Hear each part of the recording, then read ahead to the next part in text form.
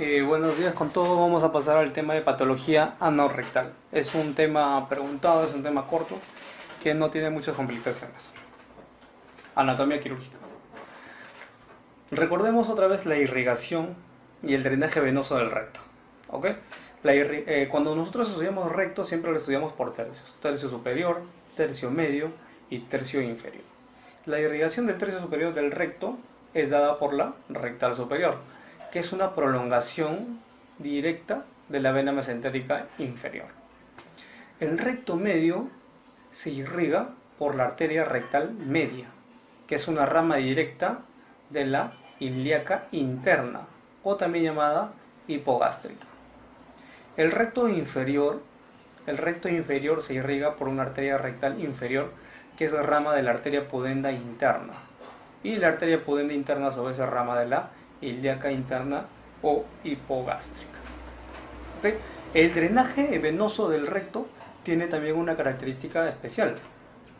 El recto superior drena hacia el sistema portal y el recto medio inferior drena hacia el sistema de drenaje sistémico. ¿Ok? ¿Por qué? La vena mesentérica inferior, ¿hacia dónde desemboca arriba? Hacia la esplénica. La esplénica se une con la mesentérica superior y forman la vena porta. Y la vena porta llega hacia el hígado. ¿Ok? Es un sistema portal. Y lo que es el tercio medio y el tercio inferior drenan hacia la vena cava inferior. De la vena cava inferior ya no pasan por el hígado, sino que llegan a la vena cava inferior. De la vena cava inferior llegan hacia las cavidades derechas y de ahí se va el resto de la economía. Eso es para que recuerden. Hablando sobre hemorroides. Las hemorroides vienen a ser una dilatación venosa de los plexos venosos rectales. Cuando nosotros hablamos de hemorroides, siempre hemos escuchado que existen hemorroides internas y hemorroides externas. ¿Por qué internas y por qué externas? Internas porque están por arriba o por encima de la línea dentada. Y externas porque están por debajo de la línea dentada. Las hemorroides, por acá hay un plexo rectal interno y acá hay un plexo rectal externo. Las hemorroides internas nacen de los plexos hemorroides de los plexos rectales internos por encima de la línea pectínea, y las hemorroides externas nacen de los plexos hemorroidales o rectales externos por debajo de la línea pectínea. Y las que se clasifican en grados son las hemorroides internas. Las clasificaciones internas pueden ser grado 1, grado 2, grado 3 o grado 4, lo que ustedes ya conocen. ¿Ok? Enfermedad hemorroidal, definición, viene a ser un conjunto de síntomas y signos que provocan dolor, ¿ya? Dolor, sangrado, prurito y prolapso. Son secundarias alteraciones estructurales, dilatación, ingurgitación y proceso inflamatorio a nivel del tejido hemorroidal. Pueden ser externas o pueden ser internas. ¿Ok? La clasificación de las hemorroides internas y su tratamiento quirúrgico y su tratamiento médico, quizás, ¿no? Grado 1 son aquellas en las cuales hay un sangrado, ¿ya? Generan molestias, pero no hay un prolapso visible. Sin defecación y con defecación. No hay un prolapso visible. El tratamiento es un tratamiento médico. Hay que indicarle al paciente que haga sus baños de asiento, sus pomadas condicionales, etc. Y en algunos casos, ligadura con banda elástica. Ligadura con banda elástica, que es el que pone el gastroenterólogo. Pone como una banda, como dice, como un anillo al cuello de la hemorroide, la deja ahí ajustada, pasan unos 5 a 7 días y ese hemorroide se cae. ¿Ya? Esa es ligadura con banda elástica. El grado 2 son aquellas hemorroides que durante la defecación se prolapsan, pero reducen espontáneamente. El tratamiento es igual tratamiento médico, pero el tratamiento que se debería elegir viene a ser la ligadura con banda elástica. para las hemorroides internas grado 2, que son hemorroides que se prolapsan pero que reducen espontáneamente. Las hemorroides grado 3 son aquellas hemorroides que se prolapsan y que para reducirlas requieren reducción digital o manual. El tratamiento de elección es el tratamiento quirúrgico. Tiene que operarse, porque el paciente no puede estar con un hemorroide que le sale cada vez que defeca y tiene que usar la mano o usar el dedo para regresarlas. Hay que operar a ese paciente. El grado 4 son aquellas hemorroides que están prolapsadas y que no son reductibles bajo ninguna maniobra. El tratamiento también es quirúrgico. El tratamiento también es quirúrgico. Esas son de las hemorroides internas. Las hemorroides externas, lo más frecuente de las hemorroides externas es que sufren una trombosis. Esta trombosis hay que hacerla un drenaje de la trombosis, una incisión en la cúpula de la hemorroide trombosada, extracción del trombo, y le calma el dolor de manera mágica. O sea, tipos de hemorroidectomía tenemos dos tipos. Tenemos la hemorroidectomía cerrada de Ferguson, ¿ya? De Ferguson, y tenemos la hemorroidectomía abierta de Milligan y Moore, ¿ya? Las hemorroides trombosadas, como habíamos dicho, el tratamiento depende de los síntomas del paciente y también del tiempo de evolución, ¿ya? El dolor es máximo a los 3 días de la trombosis, ¿ya? Primeras 24 a 72 horas del inicio de la trombosis, el dolor se incrementa y está justificado el drenaje, como dicen. A las 72 horas es el pico, donde ya se trombosa. Pasadas las 72 horas, el dolor disminuye y el manejo puede ser expectante. También recordemos que es un plicoma. Un plicoma únicamente es una porción de piel, un pliegue de piel, en donde anteriormente hubo un trombo y se quedó plegada ahí la piel. Un plicoma, ¿ya? El tratamiento es más que todo estético, ¿ya? No existe ningún tratamiento quirúrgico indicado. Eso es en cuanto a hemorroides. Dejamos hemorroides y vamos a fisura. La fisura anal viene a ser una herida, una laceración en la zona del ano o del conducto anal. Generalmente son en la cara posterior, del recto. ¿Por qué? Si son en la anterior o son múltiples también, hay que descartar otras enfermedades, como una enfermedad inflamatoria intestinal o una tuberculosis. Recordemos que la mayoría de fisuras están en la cara posterior y son solitarias. Si nosotros diagnosticamos en otra zona, hay que descartar estas enfermedades. Hay que descartar que no tenga una enfermedad de Crohn, una colitis ulcerativa, sífilis, tuberculosis, leucemia, sida, etc. Nos vemos obligados a descartar si es que vemos una fisura anterior o múltiple. ¿Qué pasa con la fisura? Hay una herida en la mucosa, o llega hasta la submucosa o hasta el músculo. Entonces el esfínter trata de hacer una hipertonía para cicatrizar rápido o para desaparecer esa fisura. A modo de protección, el esfínter se contrae. Se contrae tanto ese esfínter que los vasos pequeños que pasan por ahí están tan comprimidos que ya no da irrigación al resto del esfínter y provoca como una isquemia. Entonces esa hipertonía da dolor, ¿ya?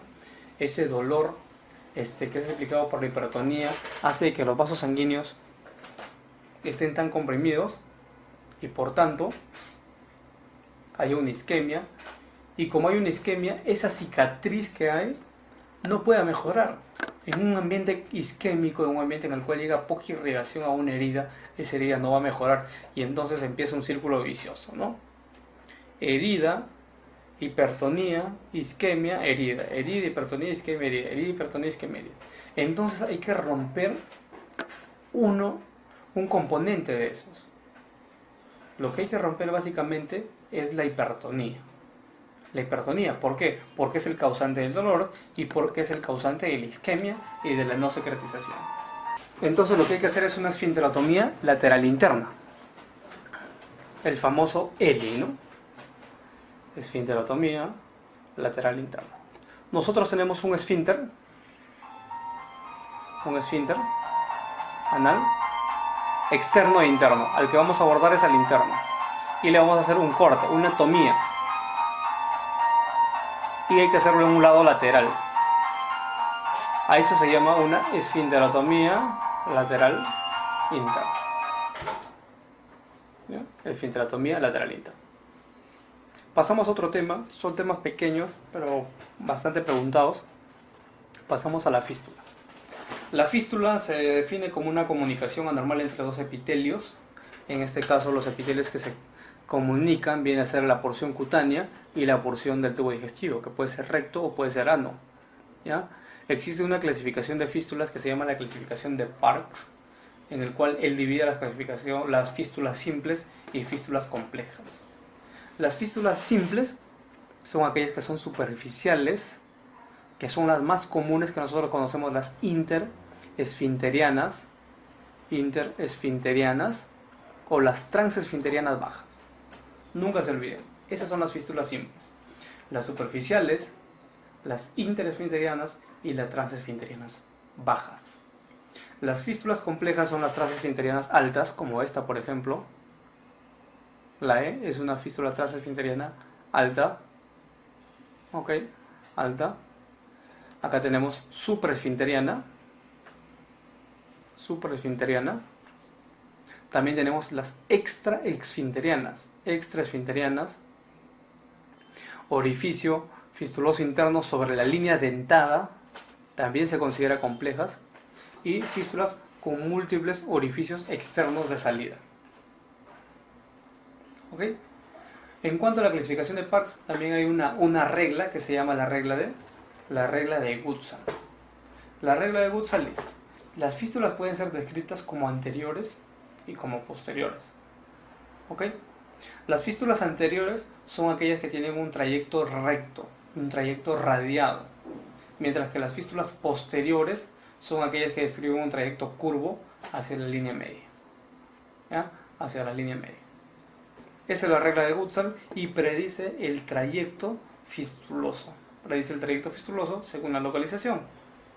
Anterior recto, posterior curvo. Tenemos acá los ejemplos de las fístulas. Esta es una fístula interesfinteriana. Observen, pasa por el esfínter externo y por el esfínter interno. Esta es una fístula transesfinteriana. Pasa por el esfínter externo y el esfínter interno. Es una fístula transesfinteriana baja en todo caso. Alta sería más o menos por acá. Y fístula supraesfinteriana pasa por encima de los esfínteres. Esta es una fístula compleja. El tratamiento para las fístulas simples y para las fístulas complejas. Para las fístulas simples, perdón, me estoy confundiendo, perdón. Para las fístulas, un lapsus, para las fístulas simples hay que hacerles una fistulectomía. ¿Por qué? Son simples, las podemos sacar todo. Las podemos sacar con todo y tejido circundante. La fístula es como un tubo, ¿sí? Como un tubito de tejido conjuntivo, fibroso, ¿no? Que comunica la piel con el recto ano. O sea, cuando son fístulas simples, o sea, cuando son fístulas superficiales, cuando son fístulas transesfinterianas bajas o interesfinterianas, las podemos sacar todo, las podemos extirpar. Las sacamos ese tubo de tejido conjuntivo con su porción circundante. Eso se llama fistulectomía. Y está descrito para fístulas simples. En cambio, hay fístulas complejas, que son transesfinterianas, que son altas, transesfinterianas altas, supraesfinterianas, con múltiples orificios de salida. No le podemos hacer una fistulectomía. Lo que hay que hacer únicamente ahí es una fistulotomía. Entonces la fistulotomía es para fístulas complejas.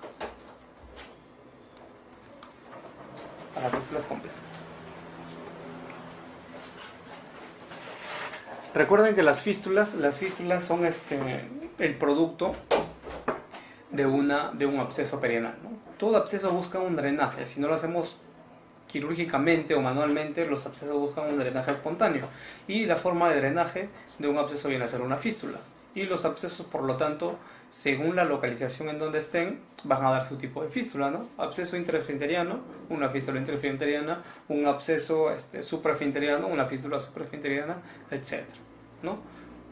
La clínica de los abscesos son dolor en la zona, aparte del dolor en la zona perianal, puede haber flogosis, aumento de temperatura, fiebre, malestar general, dificultad para sentarse, ¿no?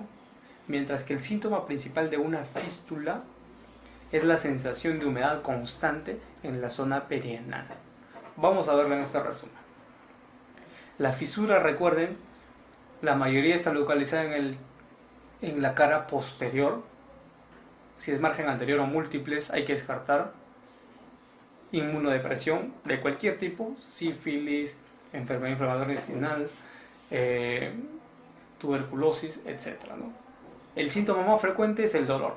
Tratamiento de elección es el famoso ELI, esfinterotomía lateral interna. Los abscesos anorrectales, el más frecuente es el perianal, ¿ya? Lo que hay que hacer es drenaje. Todo absceso tiene que drenarse.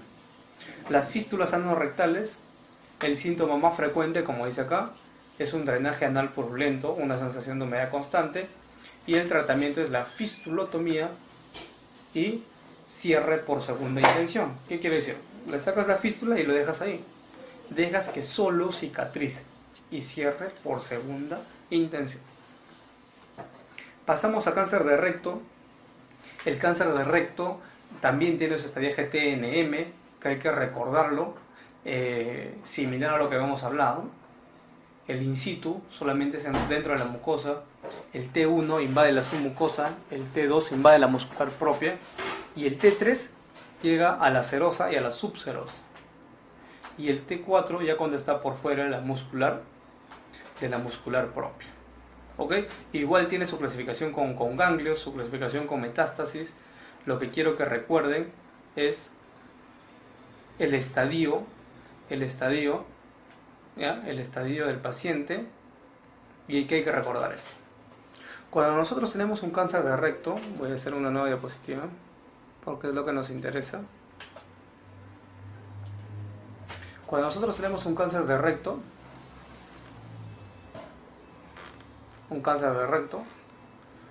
acá está el ano, por acá está el esfínter externo, por acá está el esfínter interno, ¿ok?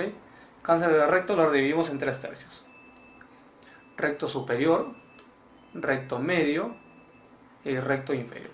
De 0 a 6 centímetros, recto inferior. De 6 centímetros hasta 10.9, recto medio. Desde 11 hacia arriba, recto superior. Cuando nosotros tenemos un tumor en el recto superior, lo que hay que hacer es una resección anterior, se llama anterior de recto. Cuando tenemos un tumor en el recto medio, lo que hay que hacer es una resección anterior también baja de recto. Una resección anterior baja de recto. Y cuando tenemos un tumor en el recto inferior, ¿ya? ¿Qué es lo que hay que hacer? Observen, si sacamos el recto a esta zona, ¿con qué vamos a anastomosar ese muñón, mínimo muñón que quede? No va a haber forma. Entonces lo que hacemos, acá hacemos una resección abdomino perineal. ¿Por qué abdomino perineal? Abdomino porque la porción superior del recto, o sea, hay que sacar acá todo el recto, la porción superior del recto se saca por vía abdominal, pero la porción inferior, más o menos los 4 o 5 centímetros, hay que abordarlo por el perineo. Cortamos alrededor del recto, jalamos el recto y vamos extrayendo ese recto. Por eso se llama resección abdomino perineal o en 2 fases. ¿Ya? Abdomino perineal o en 2 fases. Eso es en cuanto al tratamiento quirúrgico. Pero las últimas guías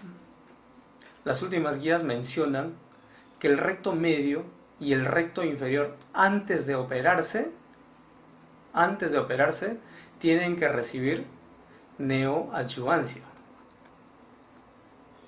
¿Qué significa neoadyuvancia? Recibir quimioterapia y radioterapia antes de la cirugía.